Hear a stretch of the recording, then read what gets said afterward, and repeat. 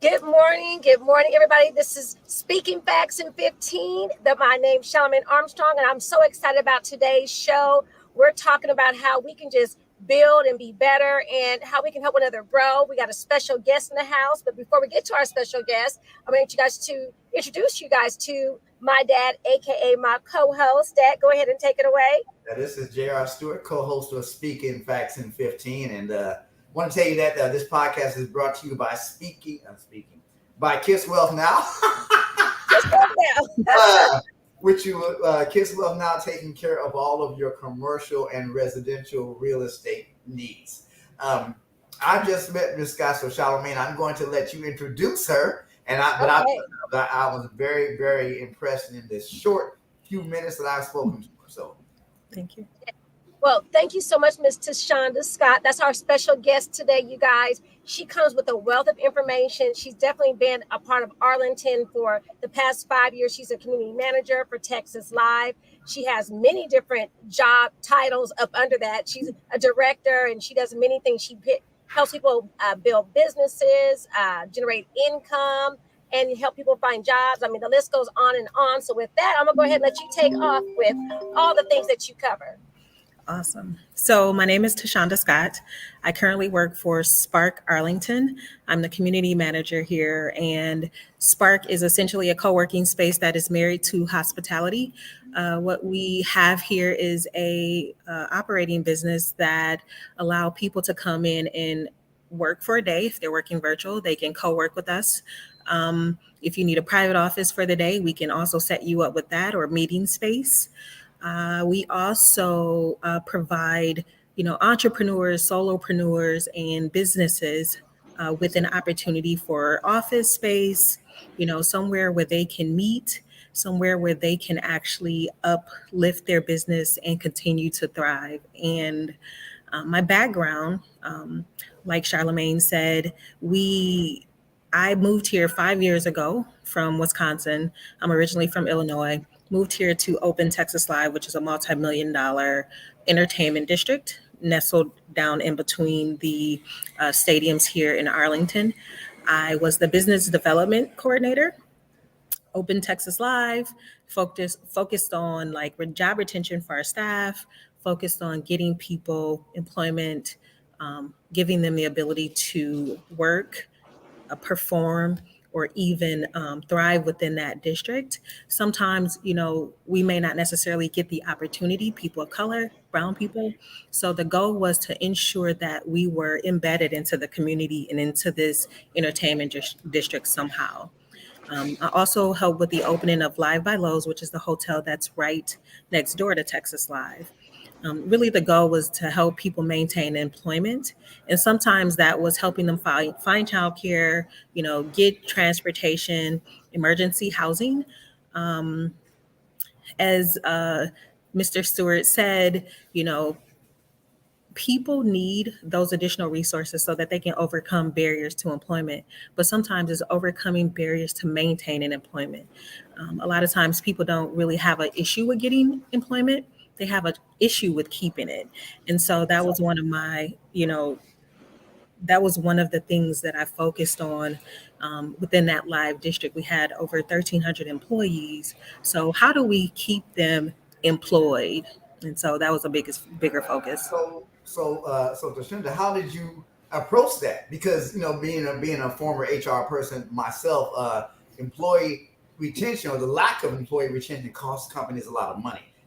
It wastes resources, it wastes time, and so how with so many employees, how did you approach that? Just maintaining that staff. That's a great question, and it really is a case by case, right? Mm-hmm. So my degree is in human and social services. So recognizing behaviors, right? We're working within a entertainment district. And if, I'm seeing someone at 7:00 in the morning in their car out in the parking lot, right? We don't open until 11. To me, that's an indicator that someone may be living in their car, right? And it's simple. utilizing the resources within this entertainment district to collaborate with other businesses an extended stay, right? Maybe they need a week stay at a hotel or something like that. But asking those questions and opening up the door for them to share what their needs are. And so, even having conversations with managers, right? Not everybody can approach a Black woman in a way that, you know, is going to be different than approaching someone else, right? And so Right. having conversations with some of our managers within the property on how to deal with us, right? Some of those social economic behaviors that they're not aware of. And it's not because they don't want to be. It's just simply Right.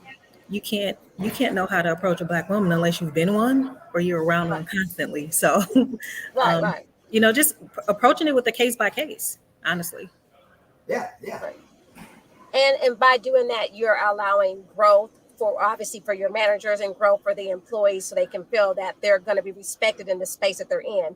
And that's probably one of the biggest things that, you hear people complain about: their job not respecting them, you're not realizing their potential, and again, not allowing them to grow. So the fact that you guys recognize that and create that environment is huge. So that's very important. Yeah, Training is essential. absolutely. Absolutely. So Now, oh, go ahead. looking at Go the ahead, Dad.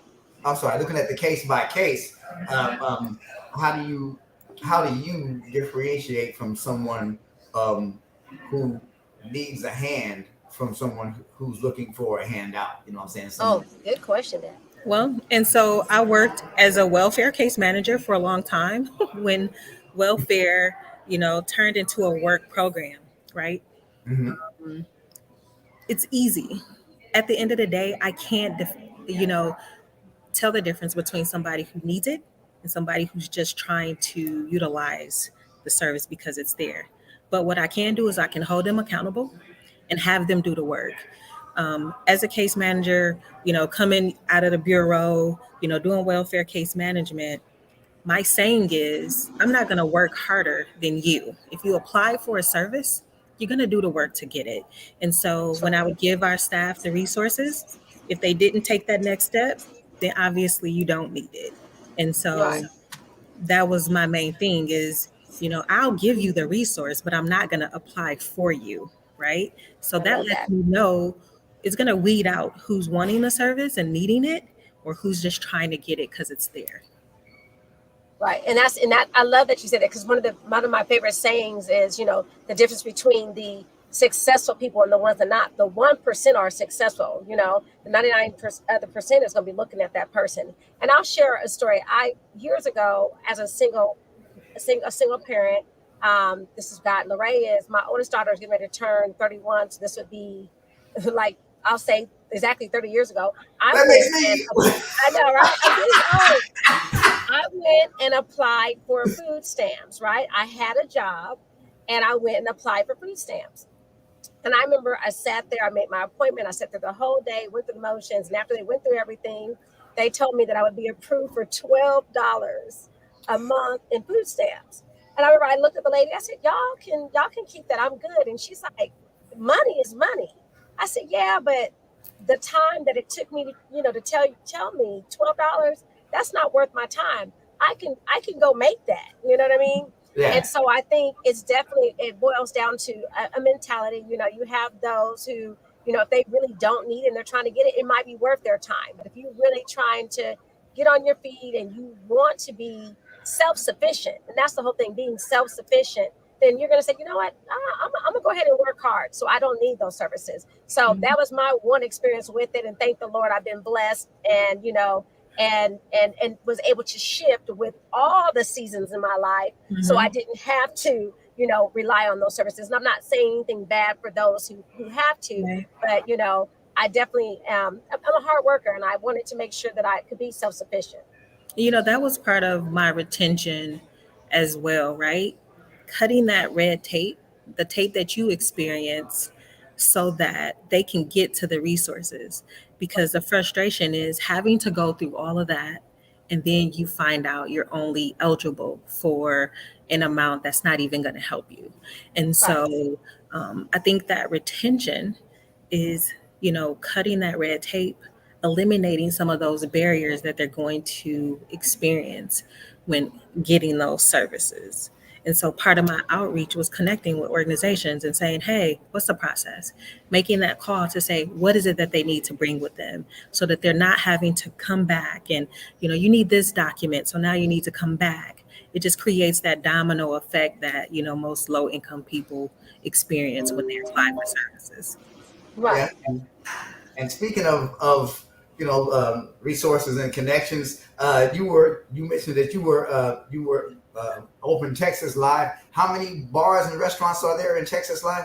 Yes, so there's 12 venues, there's 10 restaurants and 30 bars. Okay, so you have access to a lot of resources for people looking to do business in the Arlington Entertainment District. Absolutely. Right. And so it actually extends beyond Texas Live, right? I have Yes. over 20 years in workforce development. And there's workforce in every state, not just Texas, but in Wisconsin and in Chicago. Businesses can get tax credits. They can get, trainings paid for. You guys are already doing trainings at your place of employment or your companies.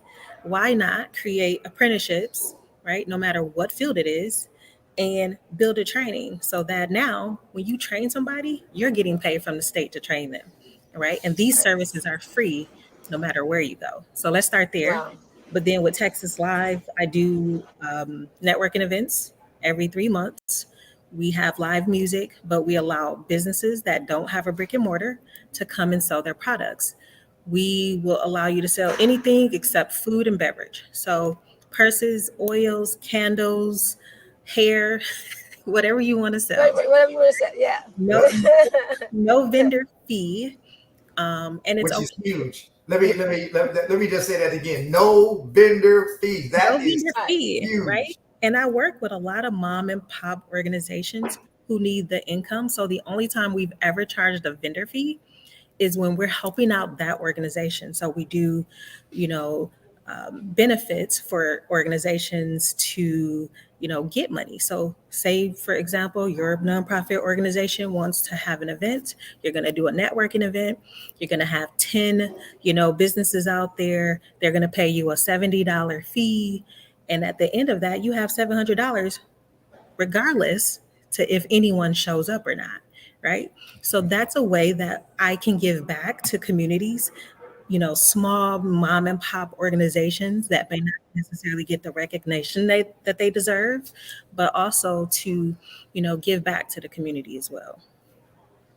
Exactly. So then if someone wanted to find out more information about Texas Live, whether or not they want to actually be employed by Texas Live, or, again, get information about how they can take advantage of some of the opportunities for nonprofits, how does someone do that?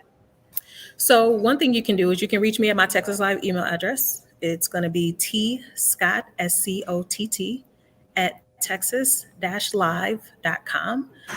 You can send me an email. Just say that you saw me on the show today and that you're interested in, getting involved in some way. If you're a nonprofit organization, we do have a few events that are coming up.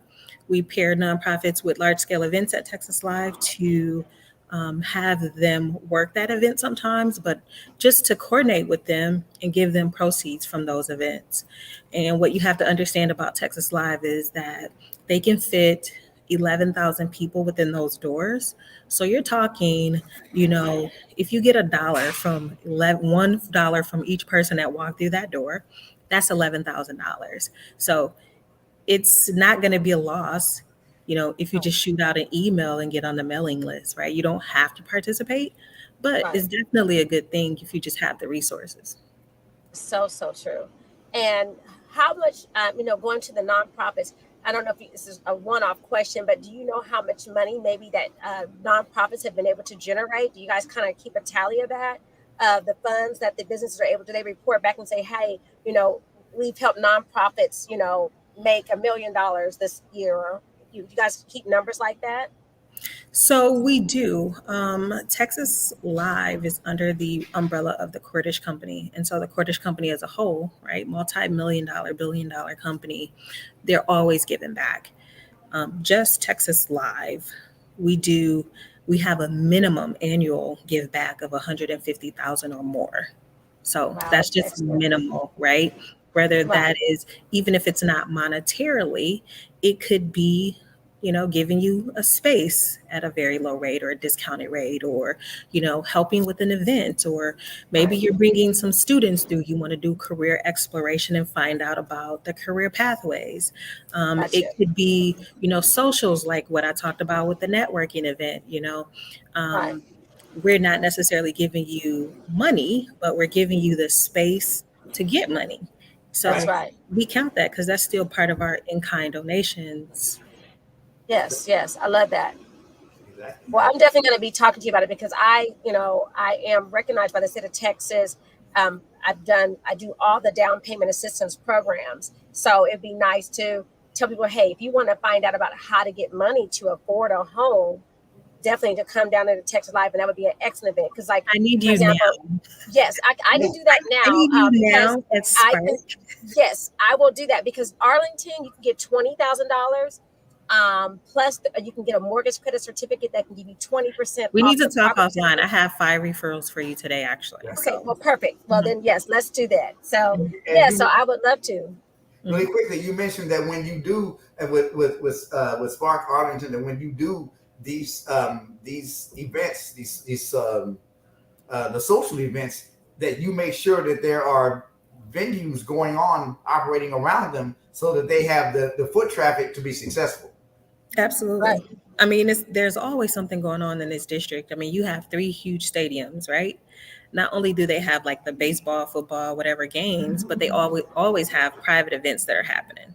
Um, between the 3 of us, right? I'm sure we could fill a venue for a networking event. And Oh yeah. that's so right. that's just it. Once, people find out that it's your event, then more of them come, right? Because they're going to Right. invite people. Um, and Until it that's keep just how growing. it's, yeah, yeah, The that's how domino it's. effect. Hmm. Well, we're in the ish, but I think we've covered a lot. Yeah, Yeah, and I've definitely got to talk offline, but you guys, this is what, Speaking Facts in 15 is here for. We want to provide you information that you can take back and apply and share with someone else because we want to be beneficial. So, do we have any other closing remarks? I just want to thank you, Tashunda, because having someone, having a black person in a position to help other black people and to be willing to profess, hey, I'm out here, I'm doing business. The dollar's green, so I'm doing business with everybody. However, I am looking to do business with black people that want to do business. hmm, And people that are doing that, like yourself, we need to let people know that you're out there, because there is a stigma about black people doing business, with black people and with other people. So we need hmm. to get over that stigma and reach out to people like you so that we can lift up our communities. Yep, So definitely reach out. That, if I can't do it, I'm going to tell you I can't do it. But I have been working within this district for 5 years now, and believe me, I hit the ground running, and Right. I have She knows not a lot of stopped. people. I am She still in her full speed. Yes. She knows a lot of people. Well, thank you so much for your time. We would love to have you back again, and we'll talk offline.